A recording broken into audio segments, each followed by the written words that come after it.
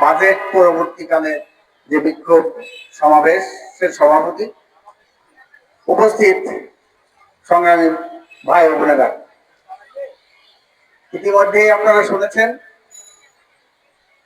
যে গতকাল বাংলাদেশের জাতীয় সংসদে আমাদের এই বাংলাদেশের ইতিহাসের সর্ববৃহৎ বাজেট ঘোষণা করেছে এবং একদিকে যেমন সর্ববৃহৎ বাজেট ঘোষণা করেছে, একই সাথে সবচেয়ে বেশি ঘাটতি বাজেট সেটা ঘোষণা করা হয়েছে গতকাল। এখানে একটা রাজস্ব আয় অর্থাৎ বাজেট সম্পর্কে ইতিমধ্যেই শুনেছেন আপনারা যে বাজেট তো প্রতি বছরই আসে এবং প্রতি বছর যায়। জুন মাস আসলেই প্রতি বছর আমাদের এই বাজেট দেওয়া হয়, বাজেট অধিবেশন হয়, সংসদ উত্থাপন হয়, এক মাস ধরে আলাপ আলোচনা করে তারপরে জুন মাসের শেষে সেটা পাস করে। এই বাজেটটা কি? অনেকে এটা বলে যে এটা একটা আয় ব্যয়ের হিসাব, যে বাৎসরিক আয় ব্যয়ের হিসাবটা হলো গিয়ে এই বাজেট। এটা একটা পরিবারেও থাকে, পরিবারে চাকরি করলে, ব্যবসা করলে, কৃষি জমি থেকে কি আয় হয়, বছরে ছেলে মেয়ের লেখাপড়া বাবদ, পরিবারের সবার চিকিৎসা বাবদ, কাপড় লত্তা ইত্যাদি ইত্যাদি বাবদ কি কি ব্যয় হবে, এবং তাদের ছেলেদের পরীক্ষা যদি থাকে তাহলে সেখানে কি ব্যয় হবে, মেয়ের বিয়ে দিয়ে থাকলে কি হবে, এগুলো ইত্যাকার বিষয়গুলো বাজেটের মধ্যে সেগুলো থাকে, পারিবারিক ভাবেও থাকে, রাষ্ট্রের মধ্যেও থাকে।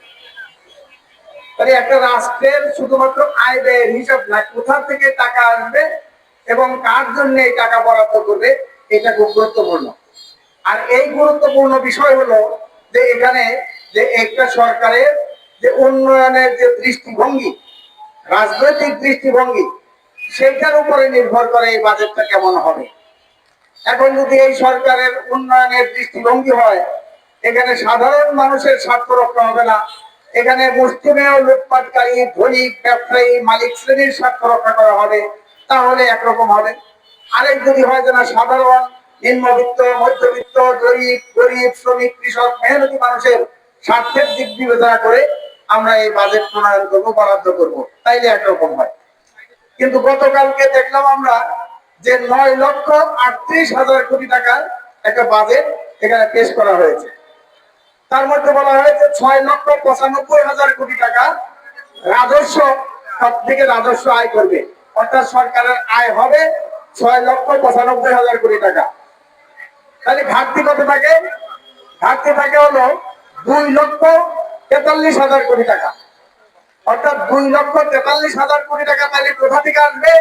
সেখানে বলা হয়েছে 2,43,000 কোটি টাকা সেখানে আসবে হলো এখানে বাংলাদেশের ব্যাংক থেকে ঋণ নেবে, আমাদের এখানে সঞ্চয়পত্র আছে সেখান থেকে ঋণ নেবে, এবং বিদেশি যে সংস্থা সেগুলো থেকে ঋণ নেবে, অর্থাৎ IMF, বিশ্ব ব্যাংক, জাইকা, এই সমস্ত জায়গা থেকে তারা ঋণ নেবে।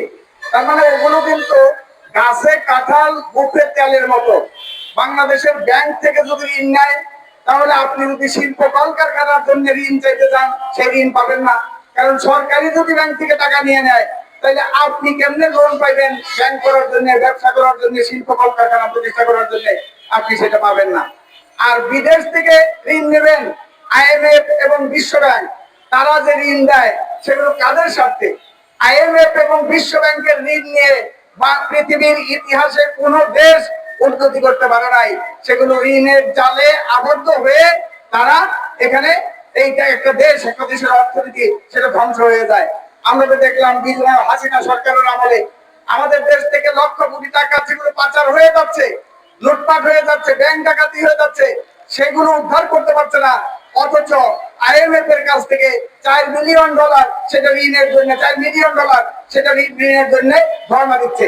এবং সেই ঋণ দেওয়ার জন্য তারা কি করছে? তারা শর্ত দিচ্ছে, বলা হচ্ছে কৃষিতে ভর্তুকি দেওয়া যাবে না, সামাজিক সুরক্ষা খাতে ভর্তুকি দেওয়া যাবে না, সেখানে বলা হয়েছে শিক্ষা খাতে ভর্তুকি দেওয়া যাবে না, স্বাস্থ্য খাতে ভর্তুকি দেওয়া যাবে না, অর্থাৎ জনকল্যাণের যে খাত সেই খাতগুলোতে ভর্তুকি দেওয়া যাবে না। এই ধরনের শর্ত চাপিয়ে দিয়ে IMF এবং বিশ্ব ব্যাংক তারা ঋণ দেয়। তাহলে সেই ঋণ নিলে আমাদের গলায় একটা ঋণের ফাঁস করবে। সেখানে আপনারা দেখেছেন যে বলা হয়েছে যে এই বছর যে বাজেট করা হয়েছে সেই বাজেটের সর্বোচ্চ বরাদ্দ দেখানো হয়েছে সামাজিক সুরক্ষা খাত 1,44,000 কোটি টাকা। সেখানে কি এখানে 14,000 কোটি টাকা সেটা বরাদ্দ করা হয়েছে এখানে ফ্যামিলি কার্ড এবং কৃষক কার্ড দেওয়ার জন্য।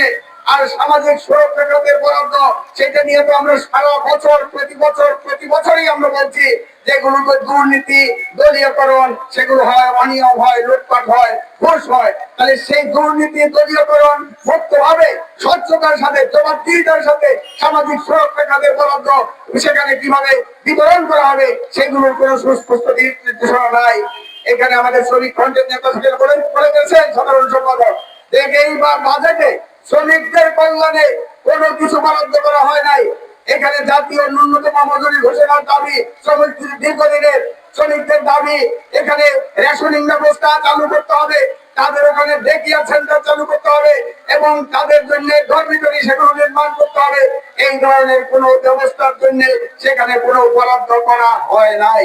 সংগ্রামী বন্ধুগণ, আমাদের নারী সংগঠনের প্রতিনিধিরা বলেছেন যে আমরা বাজেটের মধ্যে দেখতে চেয়েছিলাম যে আমাদের নারীরা গৃহস্থালিতে কাজ করে সেই কাজের কোনো অর্থমূল্য নাই, অর্থমূল্য তো নাই, সেটার কোনো স্বীকৃতিও নাই, যেই কারণে নারীরা অপমানিত হয়, অপদস্থ হয়, পরিবারে তাদের সম্মান থাকে না, তাদের কথা কোনো গুরুত্ব দেওয়া হয় না, নীতি নির্ধারণের ক্ষেত্রে সেখানে কোনো পরিচালনা কমিটিতে এই ধরনের সদস্যদেরকে রাখা হয় না।